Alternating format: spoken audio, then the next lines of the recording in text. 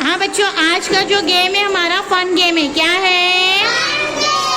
तो आपको पता है ना, यहाँ से जंप करके आके आपको ये बॉल टोकरी में डालना रहेंगे और वहीं पे खड़े रह जाना है। जो बच्चे की जो लड़कियाँ टीम जैसे गर्ल्स की अगर ज़्यादा गई टोकरियों में बॉल तो वो जीत जाएंगे, अगर बॉयज़ के गए तो बॉयज़ जीत जाएंगे। ठीक है, मैं जब बोलूँगी तब बोलनी स्टार्ट करें। स्टार्ट।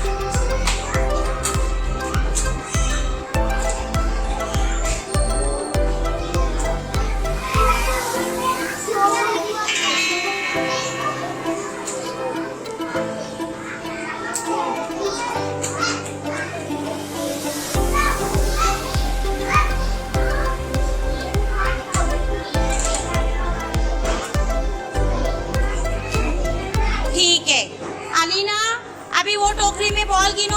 गिनो आप, सिद्दीका गिनो आप कितने हुए। इधर इधर वीडियो उधर से जाके गिनो, वीडियो में बताओ बेटा। इधर से अली, इस टोकरी के अंदर कितने गिनो, कितने? 4। और इसमें गिनो। अरे कोई भी नहीं हारा, दोनों टीम जीत गई। बॉयज भी जीते, गर्ल्स भी जीते। बोलो